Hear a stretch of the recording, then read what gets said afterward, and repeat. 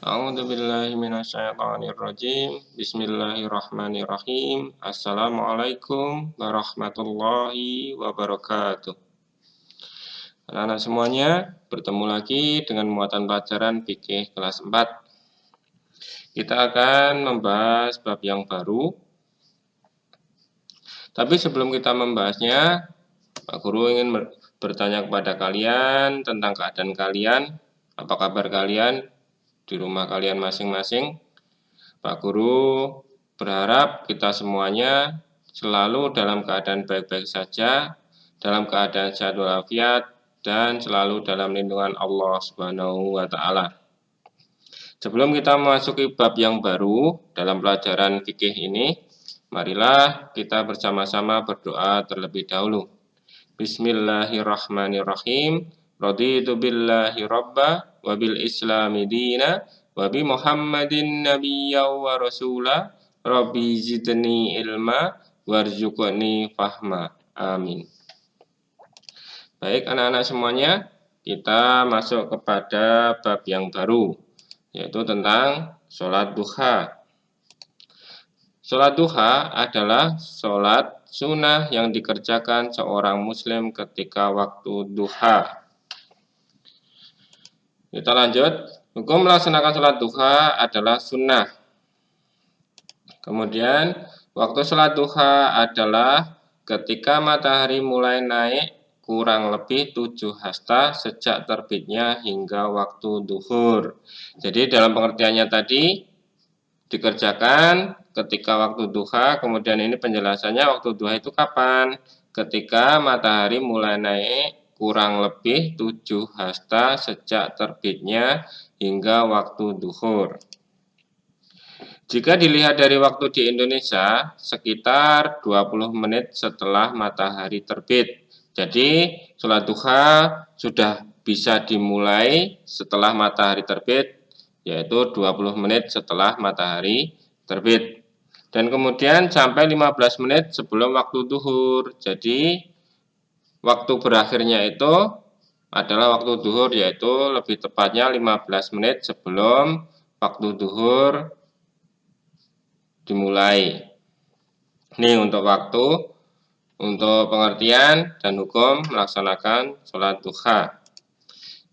Waktu yang paling utama untuk melaksanakan sholat duha adalah seperempat siang, yaitu sekitar pukul 8.30 WIB ataupun setengah 9 pagi. Itu waktu yang paling utama. Kemudian kita lanjut. Sholat duha dikerjakan 2 rakaat dengan 1 salam. Jadi sholat duha itu dikerjakan 2 rakaat salam, kemudian dilanjutkan lagi 2 rakaat, salam lagi, 2 rakaat, salam lagi. Jumlah rakaat sholat duha minimal 2 rakaat dan paling banyak 8 rakaat.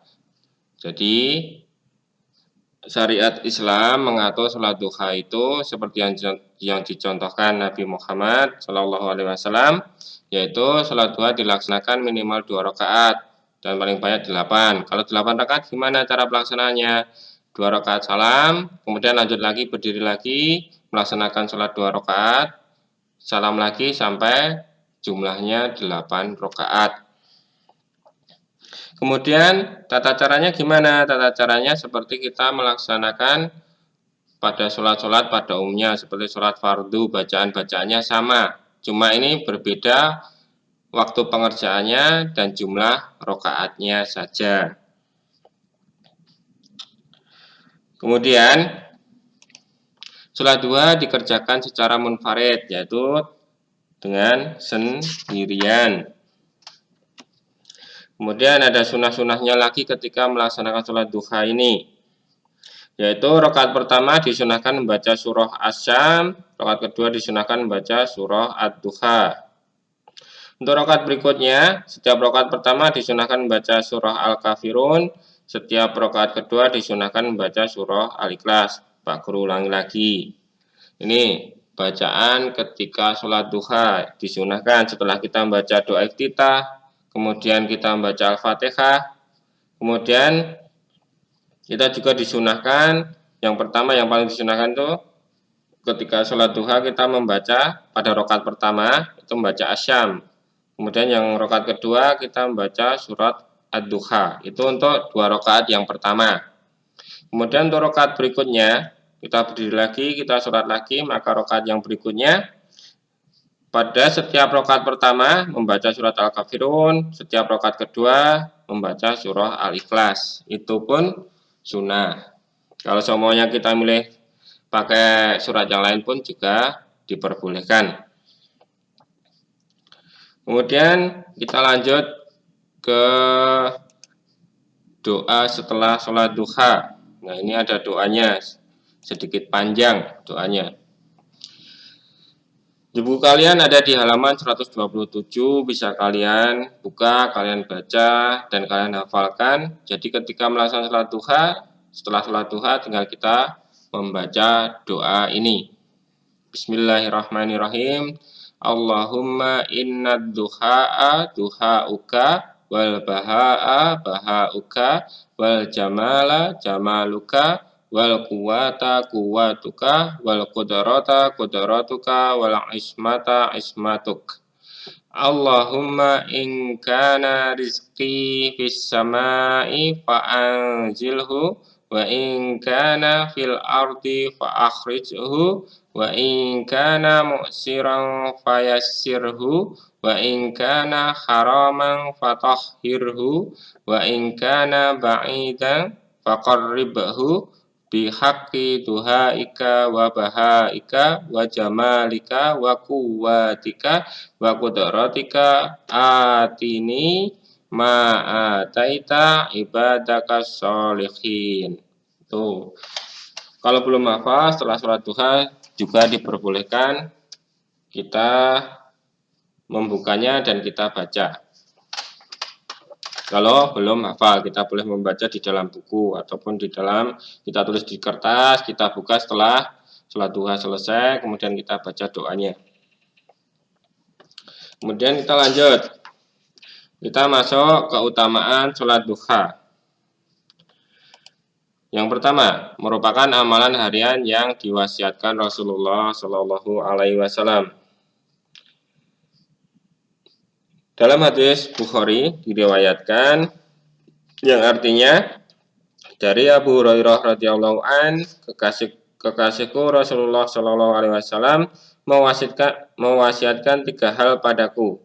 Berpuasa 3 hari setiap bulannya, melaksanakan sholat duha 2 rakaat dan sholat witir sebelum tidur. Itu sebagai dalil ataupun dasar hukumnya. Kemudian yang kedua, sholatnya orang-orang yang taat terhadap perintah Allah Subhanahu wa Ta'ala. Dan yang ketiga, 2 rakaat sholat duha sama nilainya dengan sedekah. Ini untuk yang 2 rakaat sama nilainya dengan sedekah. 4 rakaat sholat duha akan membawa kecukupan. Kalau yang 2 rakaat tadi, seperti halnya kita sedekah, sama yang kita tidak punya harta untuk bersedekah, kita bisa melaksanakan sholat duha 2 rakaat. Kemudian yang untuk yang melaksanakan sholat duha 4 rakaat, maka akan membawa kecukupan. Kemudian yang kelima, pahalanya sama dengan umroh. Ini bagi yang belum bisa melaksanakan umroh, bisa melaksanakan sholat duha terlebih dahulu karena pahalanya disamakan dengan umroh. Baik anak-anak, Pak Guru cukupkan sekian pembahasan materi pada pertemuan kali ini. Kurang lebihnya nanti ada tugas dari Pak Guru yang bisa kalian kerjakan melalui link Google Form yang Pak Guru share di grup kelas kalian masing-masing. Sebelum Pak Guru tutup, Pak Guru senantiasa berpesan agar kalian tetap menjaga ibadah kalian, sholat kalian, dan tetap berbakti kepada kedua orang tua kalian, dan jangan lupa juga patuhi protokol kesehatan. Kita tutup pertemuan kali ini dengan doa kafaratul majelis. Subhanaka Allahumma wa bihamdika asyhadu an la ilaha illa anta astaghfiruka wa atubu ilaik. Wassalamualaikum warahmatullahi wabarakatuh.